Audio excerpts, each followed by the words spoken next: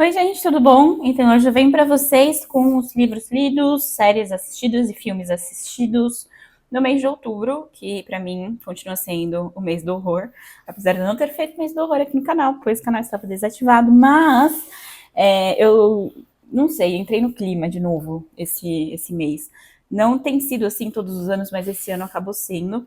E eu li somente livros e quadrinhos de terror e assisti muito filme de terror. Eu falei que ia falar das séries, mas assim, eu só vou passar com vocês pelas séries que eu estou assistindo, porque nenhuma delas acabou. Então, eu acho que eu vou falar das séries quando terminar a temporada ou alguma coisa assim. Mas eu tô assistindo a série do Pinguim e tô gostando bastante. Eu tô assistindo a série Only Murders in the Building, a temporada nova. E tô gostando médio. Não sei, é uma série divertida, mas ela nunca me pega muito, assim, sabe? Mas beleza. E o Agatha All Alone, eu assisti o primeiro episódio e dei uma largada, mas eu meio que quero voltar a assistir, sabe? Mas não sei, não aconteceu ainda. E o Star Trek do momento é Star Trek Voyager, que tenho assistido pra almoçar, momentos de cansaço extremo em que eu quero ver uma coisa sem pensar, sabe? É o Star Trek do momento. Eu tô gravando no meu celular, ao invés de gravar na câmera, e tá me incomodando que eu fico olhando pra mim mesma, ao invés de olhar pra vocês. E eu acho que talvez eu tenha que começar a gravar com o celular flipado, mas aí eu não vou ver o que tá acontecendo. Mas eu assisti 2, 4, 6, 8, 10, 11 filmes. Mas foi um mês intenso. O que acontece? O Arthur, meu namorado, ele não gosta de filme de terror. Ele tem medo. Muito medo, assim. Um medo que não é o medo gostosinho. Ele tem um medo ruim. Principalmente filme que tem muito jump scare. Tem alguns terrores mais psicológicos que ele acaba curtindo. Então, quando a gente vai ver filme, eu tento maneirar, na minha vez de escolher, pra não pegar só terror, que é uma coisa que se me deixar solta eu faço. Oi, Salem. Mas outubro é um mês que eu tenho passe livre pra escolher só terror. Então eu aproveito e coloco um monte.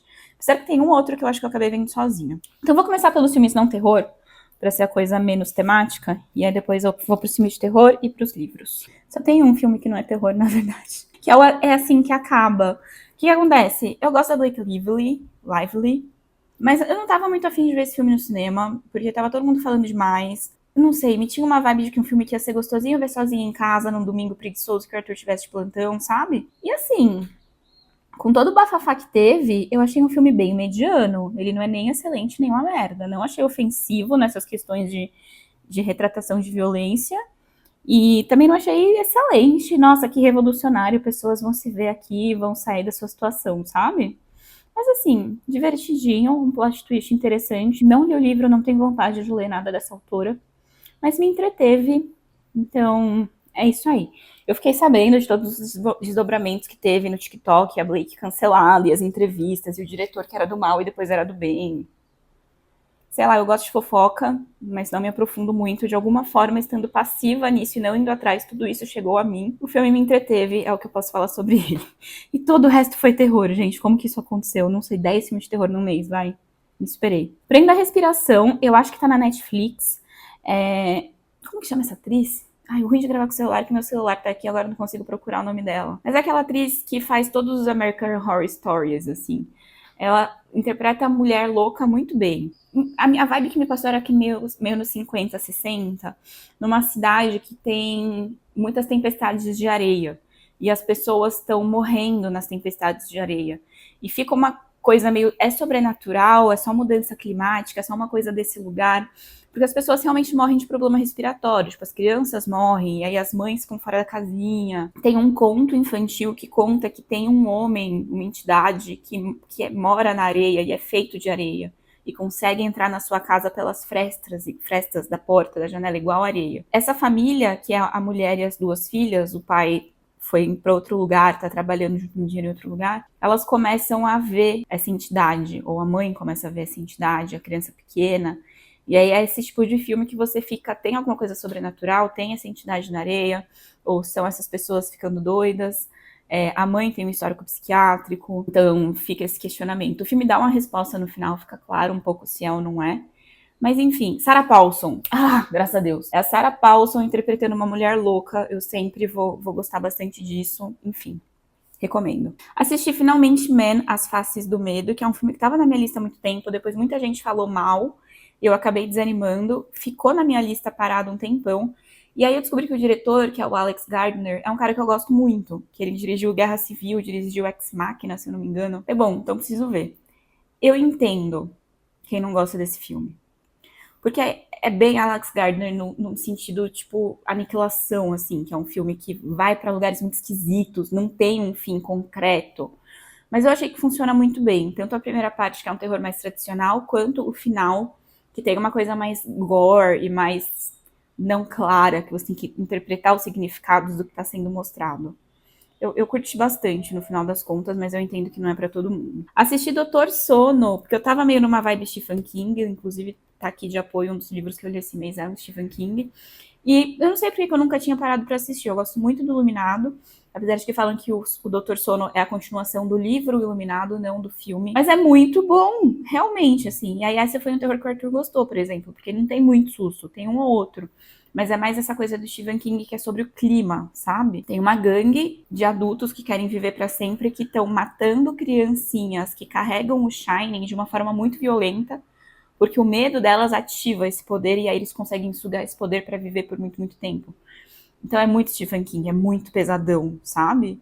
Mas também é muito bom e tem muita esperança lá no meio, enfim. É um baita terror e uma baita história e recomendo bastante. É um filme bem longo, isso foi uma coisa que me deu preguiça de começar, mas é muito, muito bom mesmo, você não sente passar. Diferente de outros filmes que eu vou falar mais pra frente. O que falar de A Substância? Que já não foi falado em todos os podcasts, filmes, posts nos stories em que todo mundo falou. Só assistam, assim, é sensacional esse filme. A Demi Moore está completamente incrível. E eu chorei igual um bebê em algumas cenas específicas, assim. Ele é um terror corporal, então você tem que estar preparado pra isso. Tem muita cena que dá um... Mas tudo que ele coloca sobre dismorfismo corporal, sobre o dismorfismo que a sociedade põe na gente, a visão que a sociedade tem da mulher, que tá fora do padrão, seja por idade, seja por corpo, seja por outras coisas, me destravou altas questões que eu tenho com o meu próprio corpo. Eu não tenho muita questão com envelhecimento, mas eu tenho com peso. E muita coisa você consegue passar da discussão de etarismo para discussão de padrão de idade, para discussão de padrão de peso, de formato corporal, da pessoa ideal, né? Do que seria a sua versão ideal. Então, assim, chorei horrores. Mas, assim, é curioso, porque ele tem essa coisa que te pega nisso de chorar, ao mesmo tempo que ele é um terror muito nojento, ao mesmo tempo que tem hora que você dá gargalhada, assim. Recomendo muito, também acho que não vai ser todo mundo que vai gostar, mas eu acho que vale. Se você não gostar do filme, pelo menos pela discussão que ele levanta, vale a pena. E não é só discussão. Teve amigo meu que comentou nos stories falando que a discussão do filme fala muita coisa que a gente já sabe. Mas eu falei isso pra ele, não é saber, é ver acontecer. Pra quem sofre aquelas coisas, você vê acontecer, por mais que você saiba, te traz esse num sentimento de outra forma, assim. Recomendo muito. Chalenzinho, você veio ser um figurante de gato preto no meu vídeo sobre terror.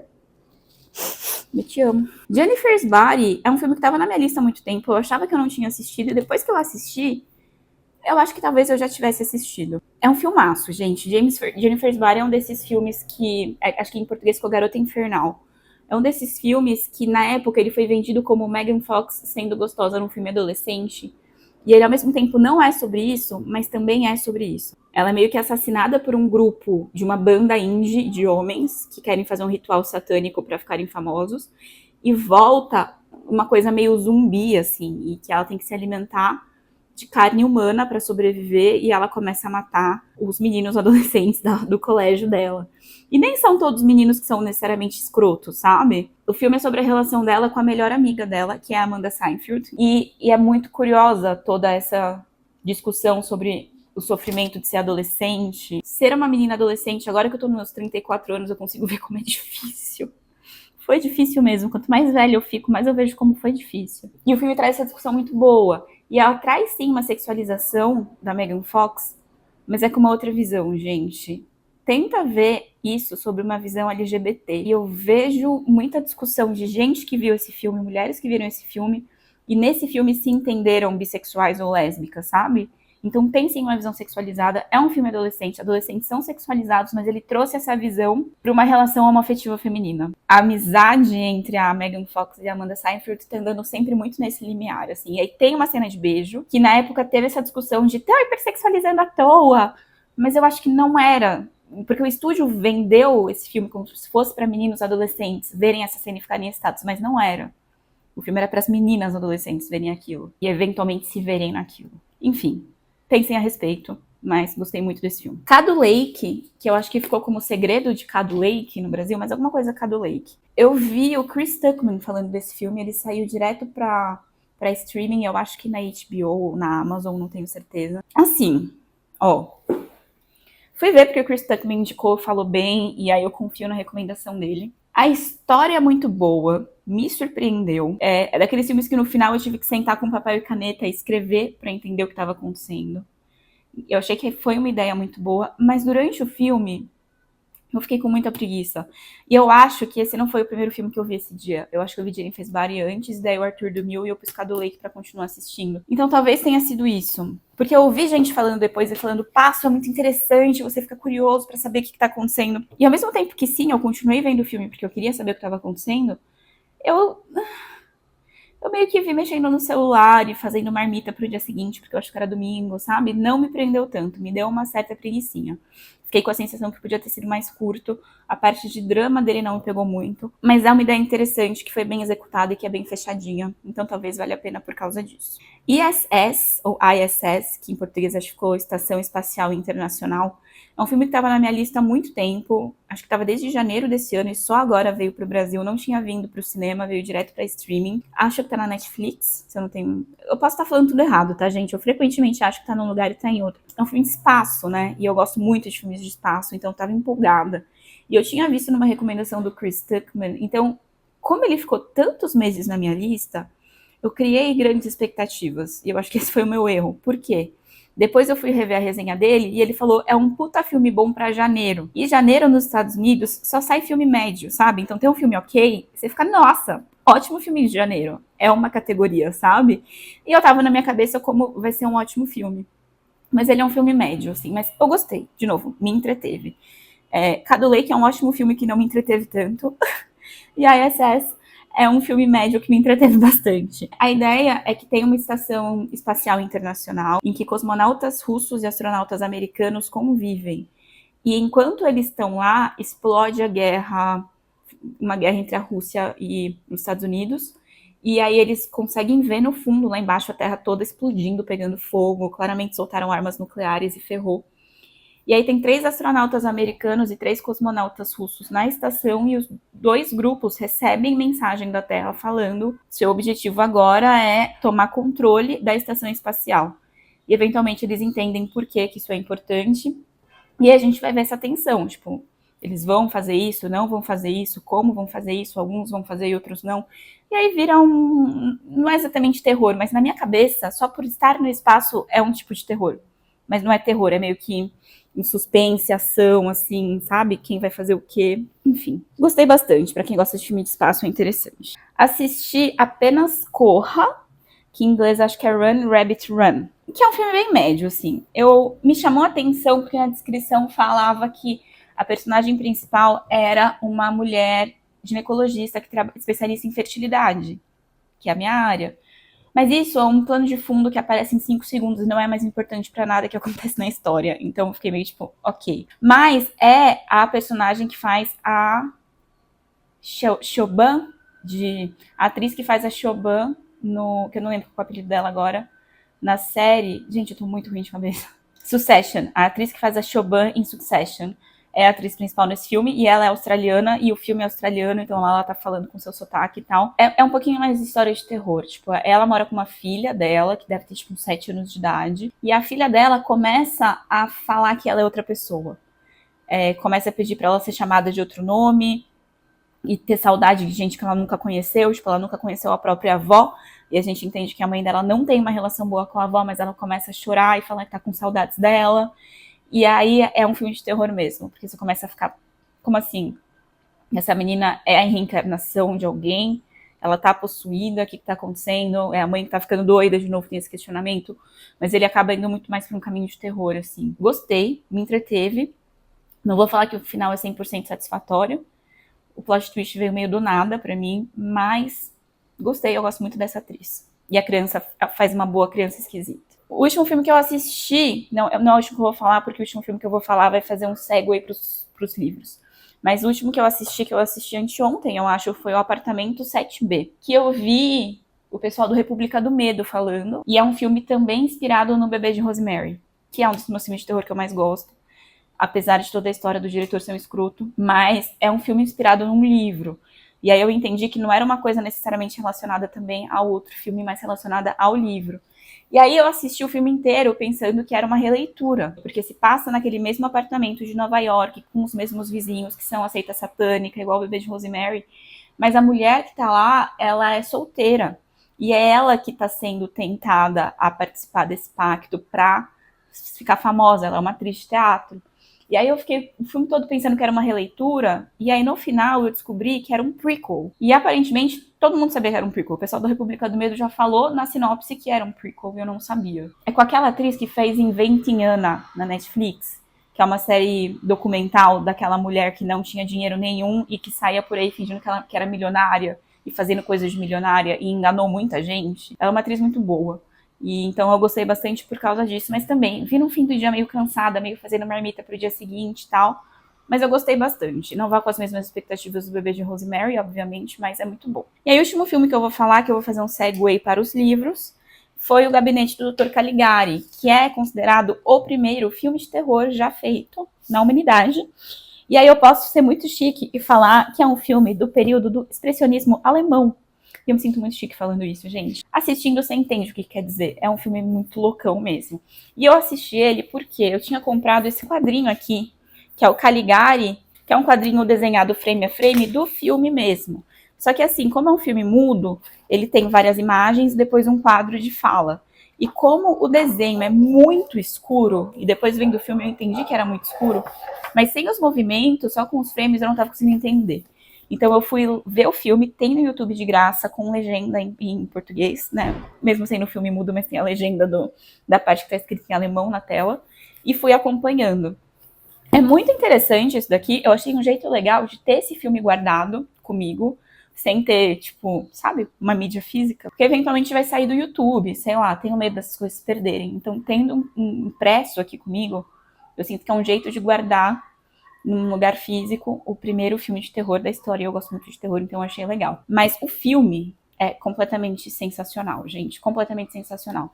Ele conta a história de uma cidade na Alemanha que tá tendo uma feira. E nessa feira chega esse Caligari, que tá levando com ele como atração o Cesare, que é um jovem que ele diz que é sonâmbulo e que esteve sempre dormindo a sua vida inteira.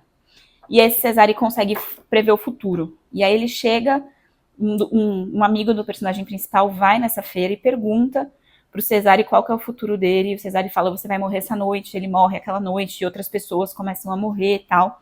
E aí a gente vai vendo o que tá acontecendo. Eu sei que não tem spoiler de filmes de 1920, mas eu não vou falar para vocês poderem assistir. Tem um plot twist muito bom, por sinal. O clima todo é muito de terror. Essa cena do Cesare acordando no filme, a interpretação dessa cena, quando você pensa que era 1920, um cinema mudo começando a ser feito, é qualquer coisa arrepiante, assim. E aí esse desenho especificamente eu achei demais. Queria pendurar Não queria pendurar em casa, porque quando eu fosse fazer xixi à noite eu ia ficar com medo. Mas recomendo muito assistir. E tem um comentário interessante no final desse livro, mas se eu falar vai ser um pouco spoiler, então sei lá, pule 2 minutos. Se você não quer saber spoiler, ou assista o filme e volte aqui depois. A ideia do filme era ser só o núcleo da história, que é isso. O Caligari que chega na cidade com o Cesare e tal. E aí, eventualmente, o pessoal descobre que o Caligari, ele é um psiquiatra, chefe de uma instituição. Ele pegou um paciente sonâmbulo e fez experimentos nele para ver se conseguiria fazer esse cara fazer coisas que ele não gostaria de fazer. Só através do poder do sugestionamento. E ele consegue fazer o Cesare matar pessoas. Então, quando a galera na cidade estava morrendo, era ele que matava, estando sonâmbulo, sob o efeito do médico. Até que o médico pede para ele matar uma mulher que ele achou bonita e o cara não quer matar e foge, enfim. Esse é o núcleo do filme, mas o filme começa com o nosso personagem principal contando essa história. E quando a gente chega no final, a gente descobre que esse personagem principal, ele na verdade é um paciente internado na instituição psiquiátrica. E que o Caligari, ele é um médico normal. E que esse paciente inventou toda a história na cabeça dele. Só que o pessoal que criou o filme lá na Alemanha em 1920 não queria ter esse começo e esse final, essa moldura da história.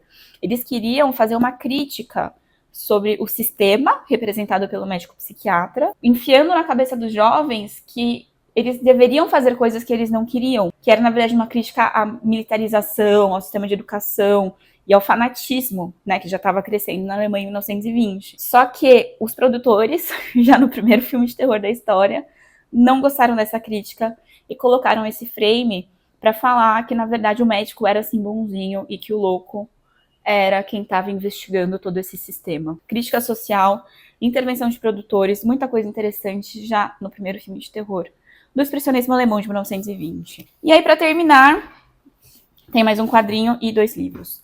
Li, finalmente, o Uzumaki, do Junji Ito. Eu tinha comprado isso daqui ano passado, porque eu ia na CCXP ano passado, eu fui na CCXP ano passado, e o Junji Ito era o convidado de honra, mas eu acabei indo um dia só na CCXP, não quis gastar um dia ficando na fila para pegar autógrafo, eu gosto de mais no Vale dos Artistas, fazer outras coisas. Já tinha comprado, ficou aqui, finalmente peguei pra ler. Eu nunca tinha lido mangá de terror, eu já tinha lido um outro quadrinho do Junji Ito, mas era sobre gatos. Ele também é gateiro. E, gente, assim, eu não sei se é porque eu li logo depois do Sombras da Noite do Stephen King, eu não fiquei com medo. Eu não fiquei nem muito incomodada, no sentido, tipo, eu li à noite antes de dormir, não tinha pesadelos, acontecia isso quando eu lia Sombras da Noite. Mas eu achei muito interessante. E o fato de ser um quadrinho em que uma cidade é atormentada por espirais, eu sinto que é uma coisa que não poderia ter sido feita de nenhuma outra forma do que em quadrinho, porque é uma coisa extremamente visual. Quando você vê como que os espirais estão afetando essas pessoas, você descrever isso num livro não ia dar certo, sabe? Você colocar isso num filme não ia ser fácil de mostrar. E eu até vi que agora tá saindo uma série animada, acho que na Netflix, do Uzumaki, mas eu ouvi muita gente falando mal, então não me animei. Gostei muito, recomendo muito pra quem gosta de mangá, pra quem gosta de terror. É um dos clássicos, meio que precisa ler, e tá justificado. E assim, dá medo, porque parece enorme, mas são 10 edições de mangá que estão aqui dentro, e passa muito rapidinho, assim. Você pega pra ler e vai bem rapidão. E os 2 livros que eu li O Sombras da Noite, de Stephen King. É um livro de contos dele, que eu já tinha pegado pra ler há algum ano, porque quando eu tirei ele da minha prateleira, eu vi que eu já tinha lido os 2 primeiros contos. E aí eu continuei de onde eu tinha parado, mas foi tão bom e eu li tão rápido que eu voltei e li os 2 primeiros de novo. Tem contos de terror de todos os tipos. Tem fantasma, tem cósmico, tem um que uma máquina de passar roupa tá possuída. Tem um que os bullies que mataram o irmão de um personagem voltam quando ele já é adulto pra atormentá-lo. Esse foi o que mais me atormentou. Foi o dia que eu tive um pesadelo feio à noite. Dormi super mal, fiquei um lixo no dia seguinte. É Stephen King, então você tem que entrar nessa vibe, assim. Porque é isso. Vai ter uns terrores bem pesados e vai ter uns bem esquisitões, assim. Você vai olhar e falar, quê? Mas ainda assim, ele consegue te fazer ficar com medo. Eu fiquei com medo de uma máquina de passar roupa possuída, realmente, sabe? Ele é muito bom. Ele cria clima muito bem. E eu acho que o jeito que ele escreve combina muito com o conto, porque ele cria clima muito rápido, e dentro desse clima tem a história, e na história tem os personagens que você rapidamente já entende quem é quem, se apega ou odeia. Eu acho que tudo que ele faz em livros, naqueles livros enormes, que ele faz bem, mas que cansa às vezes, em conto fica perfeito. Então, recomendo muito. Mas é isso, não é um livro muito fácil para ler antes de dormir, não. E como é conto, você nunca sabe muito bem se vai ser um mais leve ou mais pesado, sabe? Eventualmente você vai pegar um que vai te perturbar. No outro polo disso, eu li Terror Depois da Ceia, do Jerome K. Jerome. Eu gostei muito desse livro, porque ele é bem uma transição de Halloween para o Natal. Aparentemente, em alguns países nórdicos, é tradicional você contar histórias de terror na noite de Natal, que é a noite mais fria e mais longa do ano. Então, meio que a galera faz a ceia, come, bebe, mulheres e crianças vão dormir, os caras ficam acordados, fumando, bebendo e contando contos de terror. E aí é um livrinho que descreve uma dessas noites e os contos de terror que cada pessoa lá contou. Mas é bem continho de fantasma e bem meio vitoriano, assim, do tipo um quarto assombrado, que à noite o fantasma vem, pipipi, popopó. Então, nos capítulos, eles têm o contexto dessa festa de Natal, e aí a história de terror que cada um contou, com um interlúdio entre uma e outra para falar o que eles conversaram, o que eles comentaram daquela história. Nada que dá medo, mas é um climinha muito gostoso, assim. E é um livro fofo. Ele é todo ilustrado, todo bonitinho, e as ilustrações, pelo que eu entendi, também são da época, porque é uma coisa que saía meio folhetim e tal. Gostei muito. Tem carinha de Dark Side, né? Mas não é. É Wish que chama. Enfim, né? Já passou Halloween, mas esse daqui eu acho que entra como indicação de livro de Natal também. Eventualmente. Gente, é isso. Me empolguei. Já tem meia hora de vídeo aqui. Eu vou ter que editar umas coisas porque eu engasguei. Aparentemente eu não sei mais falar. Não criem expectativas para os outros meses. Foi um mês atípico. Eu não costumo ler tudo isso. Eu não costumo assistir tanto filme. Estamos no dia 31. Novembro vai ser meio corrido. Não sei como vai ser. Depois desses livros, eu comecei a tentar engatar numa leitura do H.P. Lovecraft. Não funcionou. Peguei um livro de contos, li um conto e larguei. Então agora eu vou voltar um pouquinho para não terror. Tem 1 ou 2 livros que eu já tinha largado pelo caminho para começar esses de terror e vou tentar retomar. Mas não esperem que todos os meses sejam assim, tá? Tem mês mais fácil e mais difícil. Esse foi o mês que eu engatei. Talvez o mês que vem seja meio que de uma ressaquinha literária aí de filmes e tal. Vamos ver o que vai acontecer. Mas é isso. Eu ainda não decidi como terminar os vídeos. Mas me conta aqui embaixo se você já leu ou assistiu alguma das coisas que eu comentei aqui. O que vocês acharam? Ou se baseado nisso tudo, vocês têm alguma coisa pra me indicar aí, deixem nos comentários que eu vou ficar feliz. Tchauzinho e até o próximo vídeo.